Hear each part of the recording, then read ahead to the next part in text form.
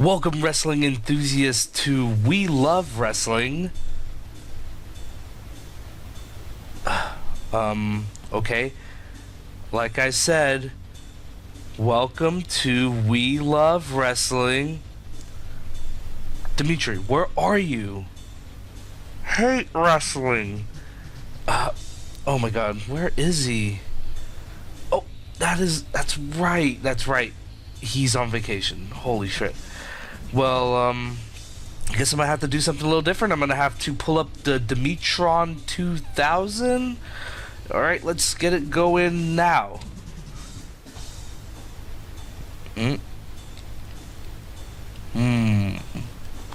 There we go.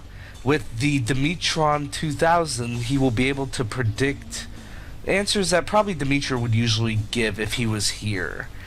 And tonight, folks, we are going over Hell in a Cell 2015. So let's go ahead and kick it off with the pre-show match, the kickoff match, as they would say. Dolph Ziggler, Cesaro, Neville versus King Barrett, Rusev, and Sheamus. Now, all right, regular six-man tag match. Yeah, I felt really a standout part in the match was I felt that Cesaro and Neville were just really like a formidable tag team. Like, they pulled off a couple spectacular double team moves that they could really propel themselves to pretty high in the tag team division. So maybe that's something we could see down the line. Who knows? Overall, I thought it was a great match. Well, let me be honest. I thought it was a decent match for what it was. You know, we gotta take it for what it is. Dimitri, what did you think of it? It stinks. Okay, that was a shorter answer than I'd imagined. But if that's how it's gonna go from here on out, then let's just roll with it. Next match we have is John Cena versus a undecided opponent for the U.S. Open Challenge for the United States Championship. Now, this could have been anybody. There was many predictions that was swirling around, and there was likes the names of Daniel Bryan, Sami Zayn, Samoa Joe. But as soon as I heard Zeb Colter, like, I thought that was very surprising, and I was like, well, surely that means Jack Swagger's gonna come through. I didn't really expect him to be in it, but if this is gonna be a little revival for him, so be it.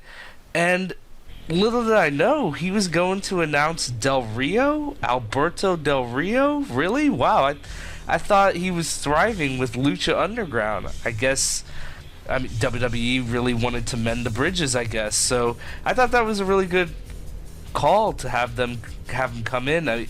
Alberto Del Rio, best shape I've ever seen him in. Like, definitely a couple shades, got a couple shades on him too.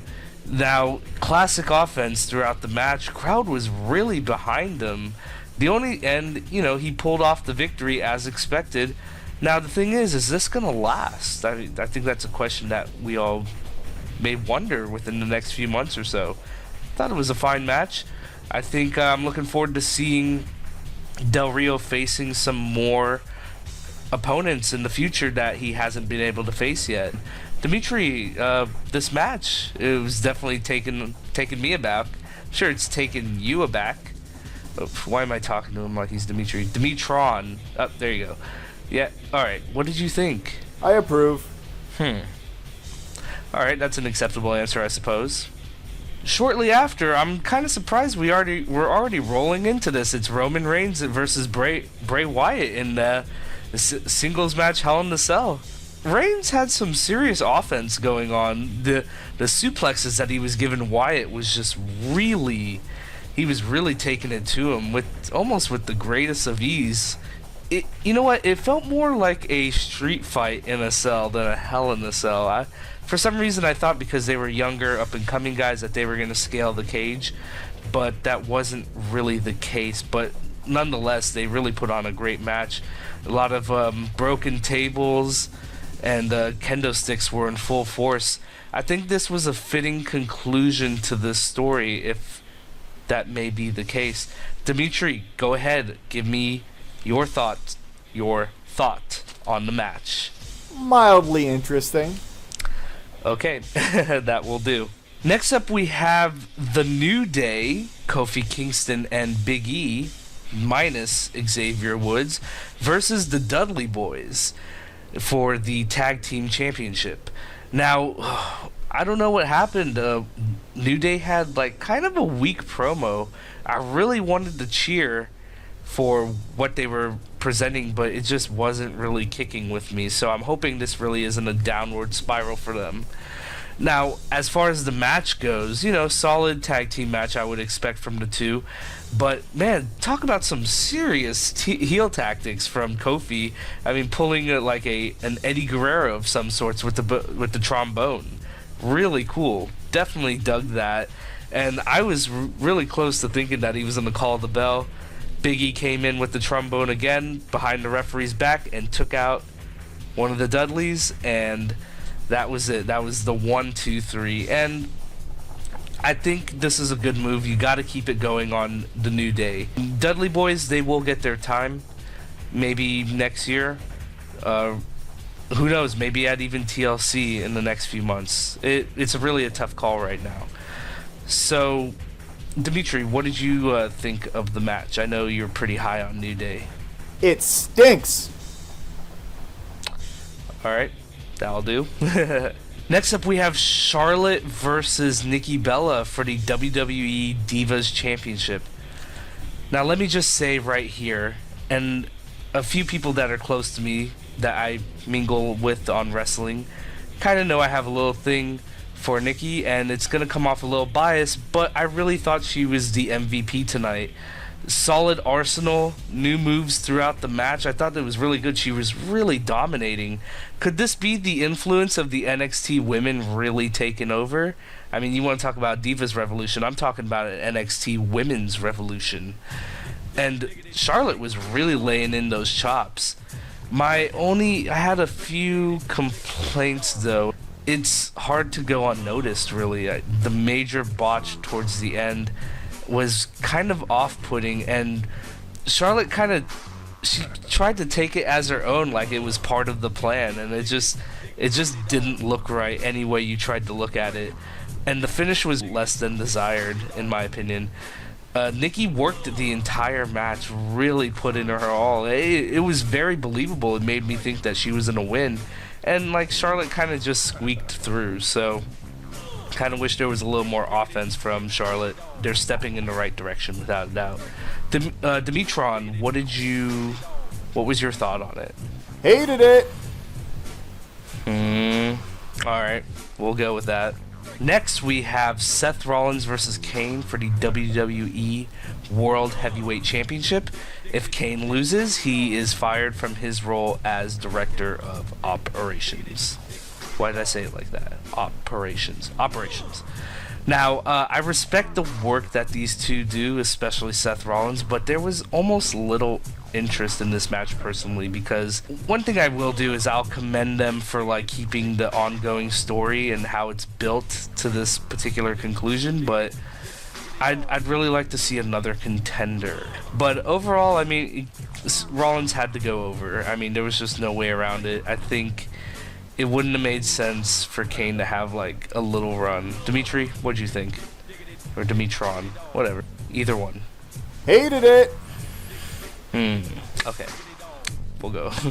That's a typical answer from you, of course. Now, I almost forgot about this match because I was pretty focused on the main event, Kevin Owens versus Ryback. Now, Owens had to win this match. I don't think he should give up the belt so soon. And I really enjoyed the taunting he had throughout the match, and really giving his character a little bit more depth to it. But they both put on a good match, and I enjoyed it, but the ending was a little predictable, so we're going to have to roll with it and give it to Kevin Owens without a doubt. Now, Dimitron, what were your thoughts on it? Or thought? It stinks. Gotcha. Well, another answer from Dimitron. And finally, we get to the main event. That being The Undertaker versus Brock Lesnar inside the Hell in the Cell. I don't even know. I didn't think I was going to be able to praise this match, but every time I see Taker, there's something inside of me as a wrestling fan that makes me really enjoy like seeing what he still does and what he can still bring to the ring. So I thought I was pretty emotionally invested in this match. Yeah, it had a slow pace, but it was very methodical, and it had really good storytelling. Didn't really feel like a PG match, I'll tell you that much. I think that's the only way to say it. And you know what? You gotta kind of move with the future. So, for what Brock did and what was executed, had to be done. And hopefully, we will see more out of Taker. I think this is kind of his farewell tour, as they would say. So, just we gotta enjoy, take it for what it is, because when he's gone, and I don't mean dead, I mean like when he's done, retired from wrestling, we gotta truly appreciate what he brought to the table, even in his later ages. Now, Dimitron, I trust that you would probably agree with me and give this a somewhat decent rating. Mildly interesting. Alright, well that's acceptable. Oh, and after the match, I can't believe that the Wyatt family, the entire Wyatt family came out, and they straight up mugged Undertaker. I was really surprised by that. I did not see that coming. Like, I guess he really wanted to get revenge for this past WrestleMania. Bray Wyatt, that is. And as they carried him off, it really leaves you wondering what they're going to do for the story later. I believe it's going to lead to Undertaker showing up at Survivor Series next month. So, definitely something to look forward to. I think this is definitely a good direction to go in, and I think that will bring us to the close of this particular episode. Hell in a Cell 2015 had a few surprises here and there. Really, the biggest one being Del Rio showing up. I thought I really didn't expect that to happen, but it's gonna be an interesting rest of the year and leading up to WrestleMania season. So that's gonna be the close of the show. We're gonna throw out some plugs. Go ahead and follow us on Twitter, the Turbo Ether. Also, go ahead and like Facebook. Facebook.com/TurboEther. And also, if you enjoyed the video, leave some comments below. Let us know your thoughts on the pay-per-view. If you didn't see the pay-per-view, I would totally recommend you to check it out. Also, check out TurboEther.com. That will redirect you to the YouTube channel so you can check out the previous video that we did on NXT TakeOver Respect and other videos that may be of interest. And on that note, folks, my name is Nick, and I love wrestling. And I'm Dimitri, and I hate wrestling.